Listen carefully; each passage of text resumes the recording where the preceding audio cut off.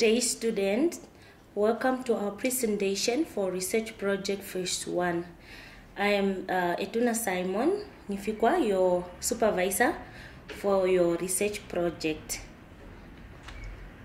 In this presentation, we are going to look at reflective thinking questions that you need to understand when it comes to research, as well as the important information and the outline for research proposal, and also some of the important tips for consideration.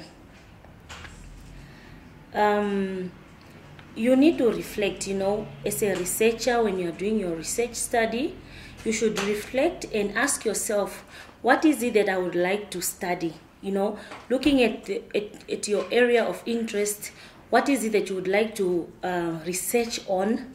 Why is that topic important, the topic that you have selected, and how is it significant within the subject areas covered in my course? So you need to consider your specialization when you are developing your research topic. That is the important step before you can start thinking about writing your research proposal. And what problems will it help solve? There are some pressing problems in our society, in our community. You then need to know how are you going to solve such problems, like for example in terms of challenges faced by learners or teachers in your specific course. How does it build upon and hopefully go beyond? You should expand that problem beyond the research already conducted on the topic. There are previous studies. You should not copy and paste. You should develop those studies or expand such findings. Okay, what exactly should I plan to do, and can I get it done in the available time? So you have a time frame. You need to come up with a time frame, and then you can now decide how long it will take you to carry out that project. Because first you need to start with your topic, and then you develop your research proposal. Some of the important information when it comes to research proposal: you are required to prepare a research proposal in your area of expertise or the area of your interest, what you are interested in, where your curiosity is, what is it that you would like to find out deeper, by studying it further. You need to choose any topic of your choice as indicated earlier, and you should ensure that your proposal is 12 pages long, including the table of contents and references. Please do not send a 16 pages proposal. Everything inclusive, that is now the table of content and your references or maybe appendices, it must be 12 pages. So we are really trying to summarize. You don't need to write so much, because it's actually a plan of what you're going to do. That is basically what is it all about. So you should make sure that your proposal is typed and you are using Times New Roman, and font size should be 12 and line spacing is 1.5. And also please make use of the APA format for both in-text citation and reference list. This is particularly what I need to emphasize, the in-text citation. Most students, they just write, they don't make references, they don't credit source of information. We need to prevent what we call plagiarism, because it's considered as an academic dishonesty. So we must credit, because there's no way you are reinventing the wheel, So somehow you should read other studies and see what they have done. You need to acknowledge sources like primary sources, secondary sources, making use of those sources such as other people's dissertation thesis, other research paper that has been done, project, and also making use of other sources such as textbooks, research textbooks. We need to credit those resources or sources of information. Okay, now when it comes to research proposal, The research proposal is presented in 3 sections. We refer to sections when it comes to research proposal. So section 1 is the one that we say introduction, okay? And section 2 is, you need to title it as literature review. And section 3 is methodology. Then you do your references. That is actually how you should present your proposal. We will look at each and every one of them in more details and talk about what is expected from you when developing your research proposal. But the most important thing is to read and read and read before you start writing. You need to read further. You need to get background information on what it is that you are proposing to do so that you can have that understanding. Let's look at section 1 of the research proposal, which is introduction. You see, here you are introducing your study to your readers, all right?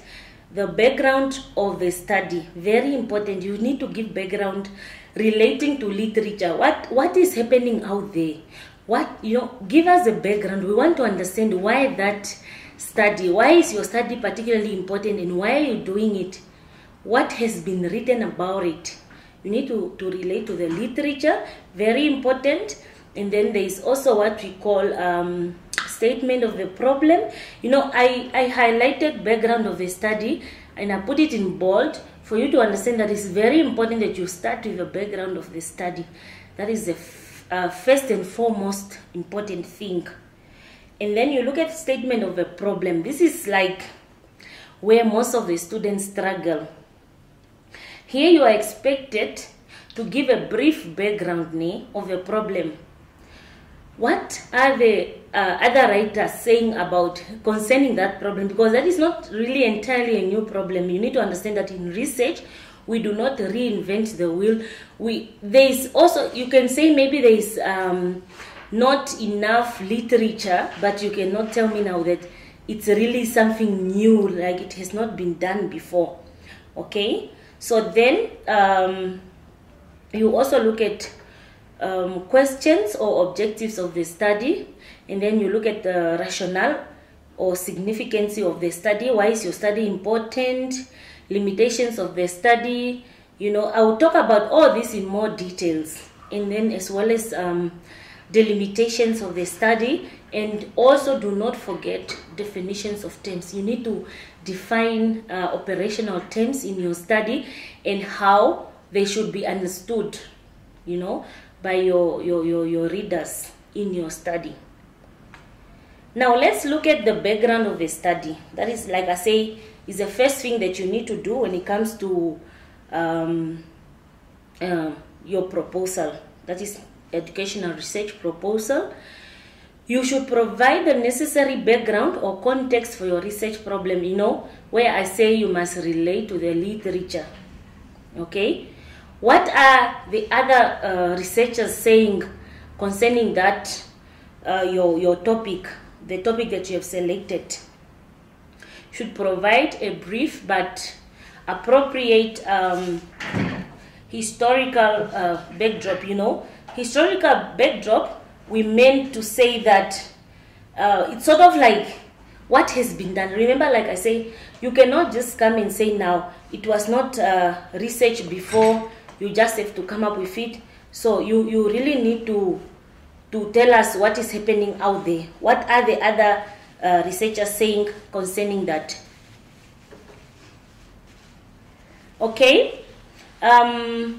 Provide. When providing what we call appropriate historical background, it's sort of like we also want to understand what has been done in the past concerning that topic that you have selected. And then you should also then provide the contemporary context in which your proposed research question occupies the central stage. That is also very important. We need to know where are you placing your topic, your study. And then identify key players, the experts, very important. We want to know the key players in that area, or other researchers, people who are expert in that field. and they have carried out research studies. So you need to sort of like identify them. You cannot leave them out. And then most importantly there, you need to refer to the most relevant and representative publications. So you don't come up with those old studies unless if you are really using information from maybe textbooks, because those are the ones that we cannot really change. But at least let us try to relate to the most relevant publications, okay? And in short, try to paint your research question in broad brushes and at the same time bring out its significance. So you sort of like, you want to bring out why is your study important. You know, you need to ask yourself a question such as, why this study? You know, that is one of the questions that should be at the back of your mind, because your readers out there, they would say, now why that study? You know, you need to bring out the importance of your study there. So sort of like the background that you are going to collect, you also need then tell us, although this has been done before, yours is particularly looking at this and that. For example, say you are doing a study on online assessment, okay? Then you know that other researchers have looked at how teachers are assessing students online. You know, like during this difficult year, like what we had in 2020, we were doing a lot of studies online, even at school, set up, and teachers were assessing students online somehow. So you sort of like tell us now, maybe you are not really going to focus on quality assurance, although it's very important. Maybe your focus is only on how teachers are assessing such students, okay? Very important there. And then there is what we call statement of a problem. That is where I said most students are challenged by this section, okay? Here, you should give a brief, when I say brief, background about the problem in relation to the literature. Don't write long pages here. Just at least 2 paragraphs. I always say like that. In the first paragraph, you give a brief background. What is it all about, your study now? What has been done? You know, things like concerning that problem. What are other researchers saying? State the research problem. Now, you know, in the second paragraph, you then tell us what is the problem. You need to state it. That is why it's called statement of the problem, okay? And you should also give a more detailed explanation about the purpose of the study than what you stated in the introduction. So do not repeat what you have mentioned in the background of information. That is your introduction. You should just relate to the literature. What are those researchers saying concerning that problem that you have identified, you know, because you need to state that problem. And then we are saying that this is particularly important if a problem is complex or multifaceted. You know, you really need to give more detailed explanation. And then you should describe major issues or problems to be addressed by your research. What can your study do about the research problem? Very important. After stating the problem, you then tell us what is your study going to do. Like, for example,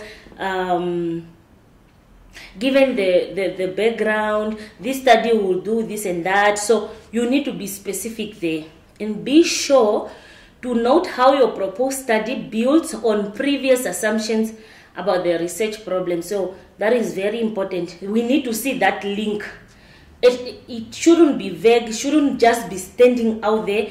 We need to see the link, and that is where you bring it out when stating the problem. Okay? Let us look at questions or objectives of the study. Excuse me.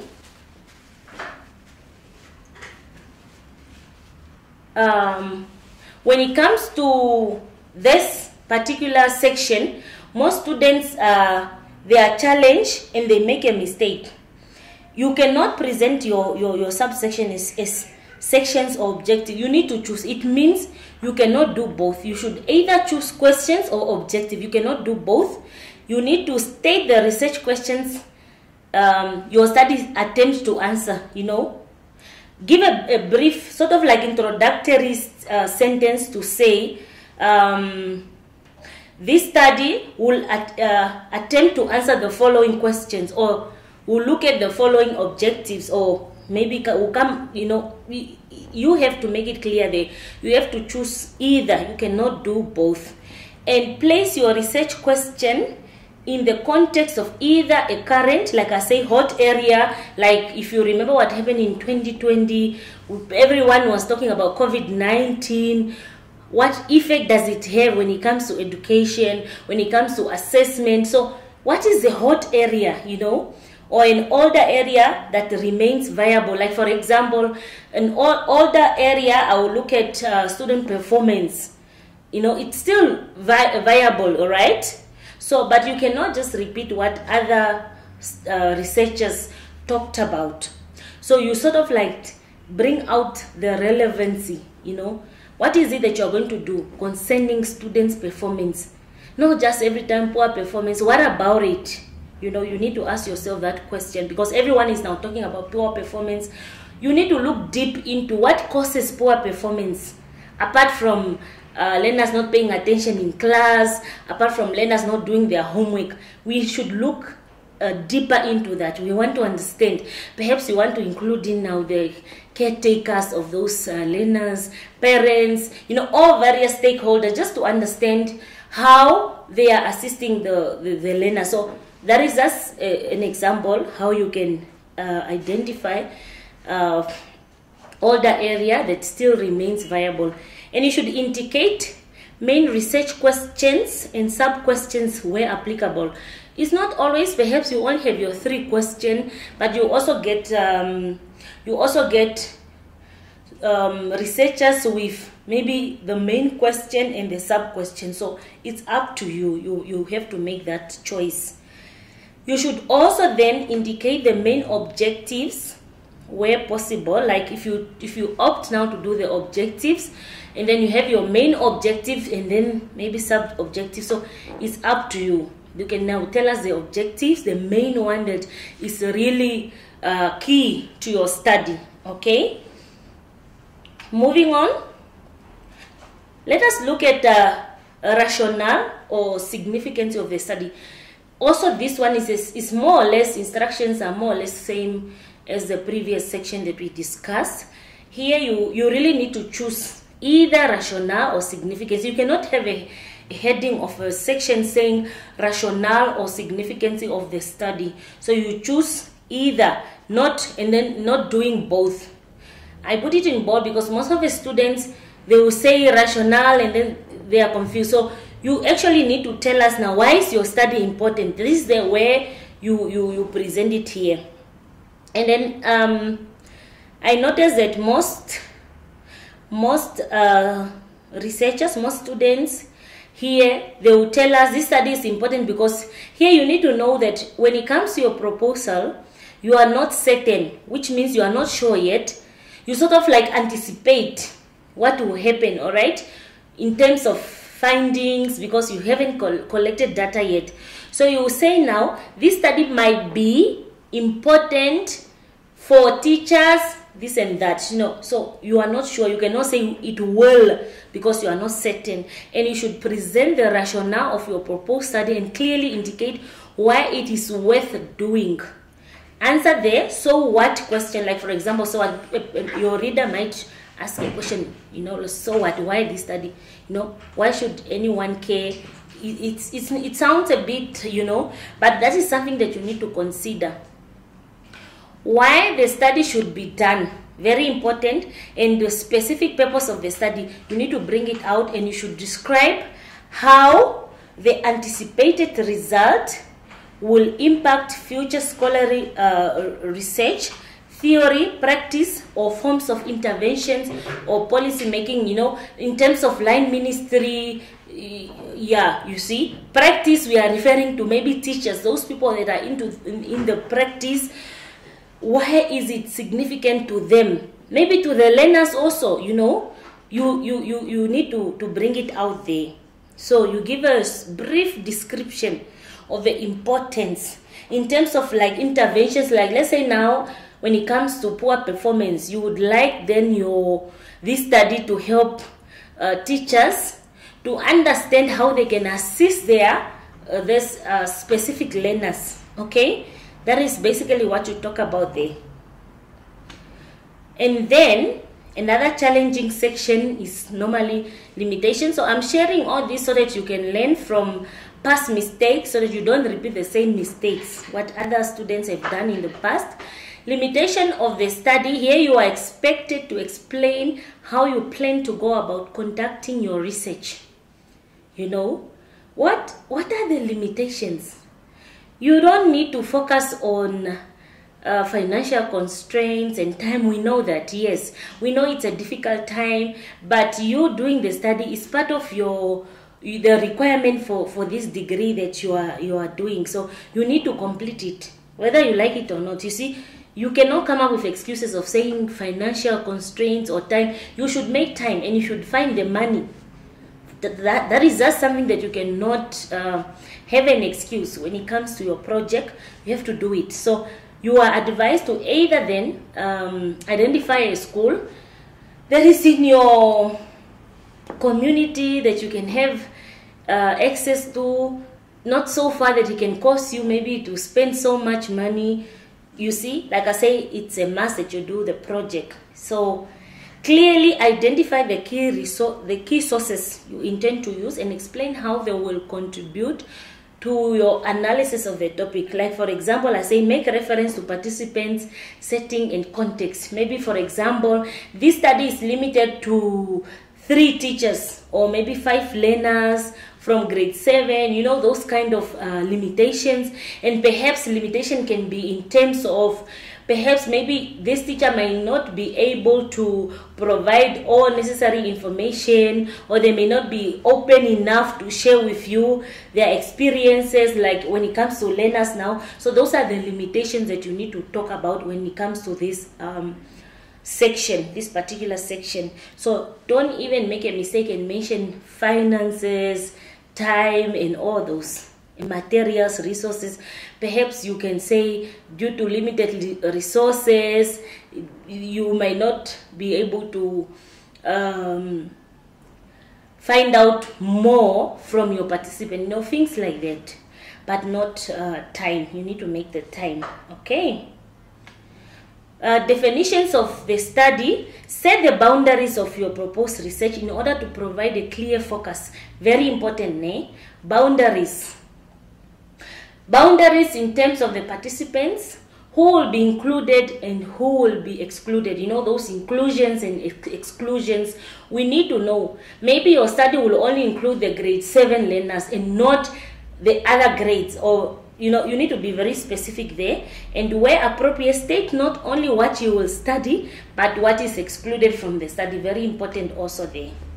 That is the limitations of the study. Definitions of terms, as we explained earlier.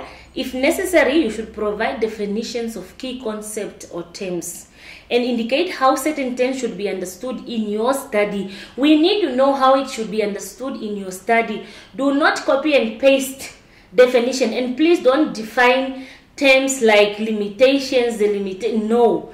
Terms that are, say if you are doing a study on, like I say, online assessment is one of my area of expertise. You can then maybe define assessment, you know, evaluation, you know, online learning, just an example. So those are the key terms that we are referring to. And you should indicate how they should be understood, as I mentioned, in your study. Depending on the number of terms, this can also then be presented in a table format. It just gives a clear, you know, presentation, especially when it is in your proposal. Remember, you are only required to have 12 pages proposal. So you should try by all means to summarize what you are presenting. Okay, don't give a too long definition. Try to put it in your own understanding, and please relate to the literature. You need to give a reference, the credit source of information. Let us move on to section 2, which is literature review. That is also another challenge for most of the students, especially when it comes to new researchers. Okay? Literature review must be relevant to your topic, not just anything that you find there. You select those ones that are relevant to your topic and must be logically and clearly presented. Very important. And you should at least use, like for your proposal, at least 8 separate cited materials, maybe 3 research, maybe dissertation or thesis. You look at what those researchers look at, maybe some 2 textbooks, and then other sources, at least not more than 8 cited materials. All right. And you should review and synthesis of what we call prior studies related to the research problem under investigation. So here you are expected to sort of like have subheadings, like 2.1 maybe introduction, and then depending on what your topic that you have selected, then you can now at least group them into different subheadings, where maybe you are looking at how teachers are assessing students online. Avoid questions when it comes to subheadings. Have a clear heading, not in a question form, and indicate theoretical, very important, theoretical or conceptual framework, which one you will adopt or adapt for the proposed study. Like for example, you need to find a theory that will underpin your study, all right? Or are you going to develop a conceptual framework from specific theory? So you need to be creative. It's up to you. You make a choice there. Okay? When it comes to literature review, it's important to consider what do the authors agree on, because when presenting it, we don't just want you to copy and paste. Like I say, you need to bring out those. Where did they agree? Who applies similar approaches to analyzing the research problem? What are the major areas of disagreement or controversy or debate? You also need to bring out those ones where they don't agree, okay? That is now the previous researchers. Remember, you are not reinventing the wheel, and pay attention to the verbs you use to describe what an author says or does. For example, assert, demonstrate, argues. So it should link to what you are presenting. Don't just say argue and what you are putting there is something else. It's maybe an assertion or it's a demonstration. They demonstrated what they concluded, they recommended. Very important when it comes to literature review. How does your own work draw upon or depart from, synthesize, or add a new perspective to what has been said in the literature? You need to bring out also your own work here. Last but not least, we are going to look at section 3, which is methodology, and we'll look at it in more detail. So when it comes to methodology, the first and most important thing here is the research design. You need to have a research design. You need to look at population where applicable, depending on which design you have opted for. We'll look at each of these in more details. Sample and sampling procedure, instruments or instrument, data collection procedure, data analysis, as well as ethical considerations. I just want to see those subheadings where applicable. Okay? Let us look at methodology. The decision to why the research design and method use were chosen over other options. You need to tell us why that design that you have selected. You need to indicate if it's qualitative or quantitative method that you have selected for your study. And you should demonstrate your knowledge of alternative methods also, apart from maybe you want to have a mixed method if it's not just specific qualitative or quantitative, and make the case that your approach is the most appropriate and most valid way to address your research question. So that one is very important. Why qualitative study? Why quantitative method? And then also decide on the method and approach for qualitative or quantitative research. Say for example, if you are opting for qualitative, then you decided you want to do a case study. Is it multiple case study or single case study? Very important to bring out. Methodology is also equally important. All the 3 sections are very important to your proposal. Then if we look at the research method, which is qualitative, if that is the one you are going for, this one uses what we call multi-method. You focus on that, involving an interpretive or naturalistic approach. So naturalistic approach, and understanding of underlying reasons, opinion, and motivation. So you need, as a researcher, you need to understand the underlying reasons. That is why we are saying, why that study, why qualitative, and then opinions from either participants or researchers, and then motivations, how they motivate their study, how you are going to motivate your study. In the qualitative analysis, your method section needs to be more elaborate. You need to give more details, you need to elaborate more on the method. And then the data collection process in qualitative research has a far greater impact on the result as compared to quantitative research. So you need to remember that qualitative is more in-depth understanding of your study. You get to your participant settings, you get to understand what do they do, certain things. That is what we call qualitative method. Then if you have opted for quantitative as a research method, the whole design, you need to understand, is it a questionnaire study or laboratory experiment? What kind of design do you choose? So you make a choice there. Subject or participants who will take part in your study. You need to understand who. Is the same with qualitative. And what kind of sampling procedure do you use? So you need to also give more details on the sampling procedure. And then instrument, what kind of measuring instrument or questionnaire do you use? Why do you choose them? Are they valid? Are they reliable? Very important questions to consider when it comes to quantitative research method. And then procedure, how do you plan to carry out your study? What activities are involved? How long does it take? Time frame, very important also there. So we are almost at the end of this presentation. Let us look at the references. Like I say, references, remember this is an academic paper. We need to credit source of information. So you must make use of APA referencing style for in-text citations and the reference list. What does that mean? When you are writing your proposal, you need to credit source of information. Even if you paraphrase, because some student will come and argue and say, no, but I paraphrased. Yes, we acknowledge that, but you need to credit source of information, because it's not your original work. Somehow you have read it somewhere. You need to credit that.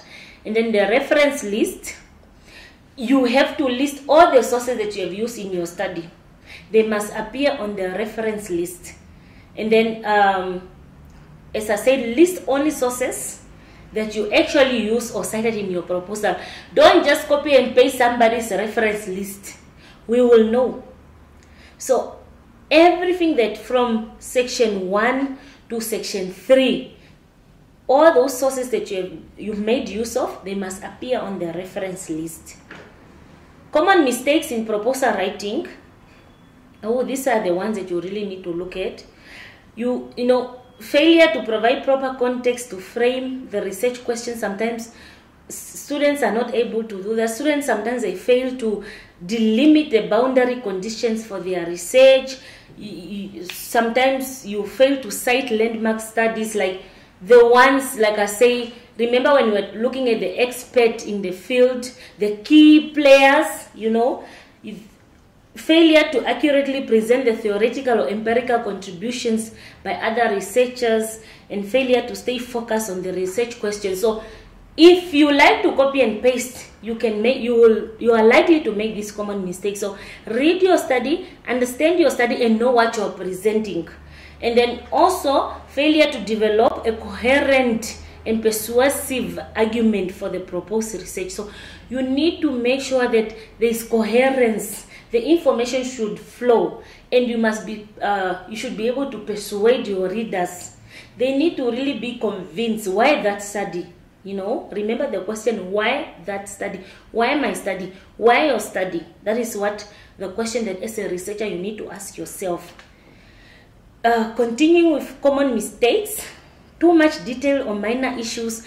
Don't write long paragraphs just focusing on minor issues. Summarize, get to the point, and also not enough detailed or major issues. You need to focus on those.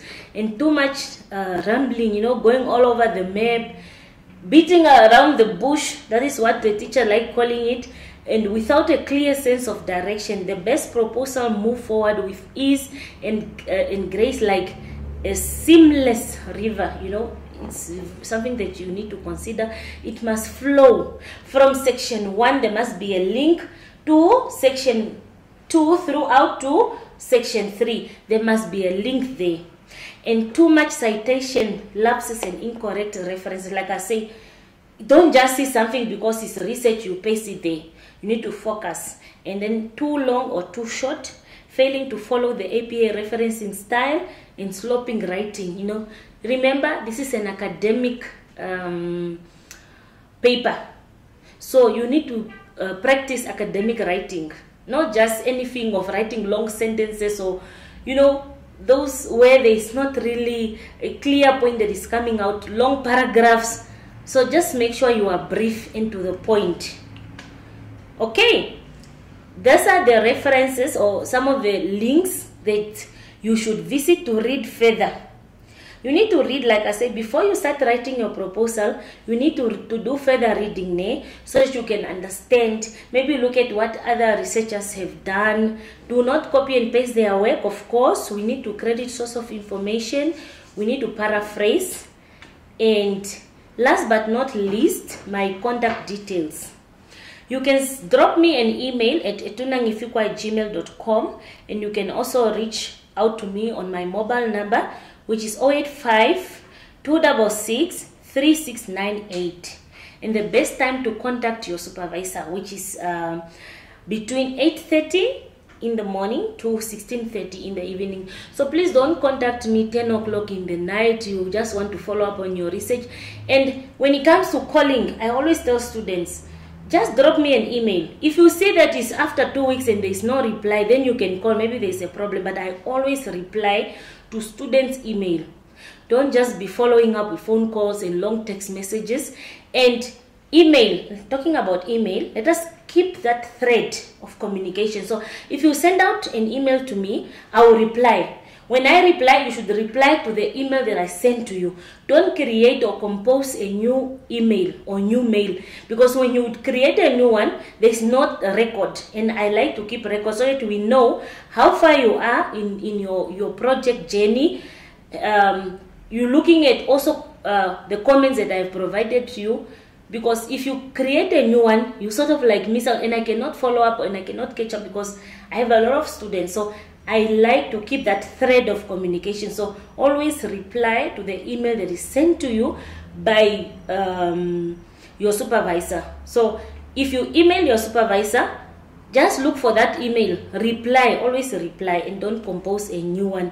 I'm wishing you all the best with your project, and I'm looking forward to reviewing your research proposal. You know, if we have to recap, I always say, send through your topic, discuss with your supervisor. Okay, I have this, maybe 3 topics, I just want to make up my mind, I'm not sure about this one. And then you can get guidance. If you see here in this picture are some of the good research books. So you can find different research books that you can also read to understand. This is the manual, APA referencing manual. So always have your notebook, your pencil case, or what you call it. Just be a writer. If you think of something, wake up, write it down or type it. You know, some of the students are good at typing. Just have something written. And if you are not sure, drop an email, send an email to your supervisor and just say, I had this in mind, what do you think? You know, there's no harm in doing that, but it doesn't help calling non-stop or sending many text messages. And please just send one email. Don't send 5 of them because you didn't get a reply. The supervisor will reply. That you can be rest assured. No need to send 5 emails. Have a productive year and all the best with your project. Thank you.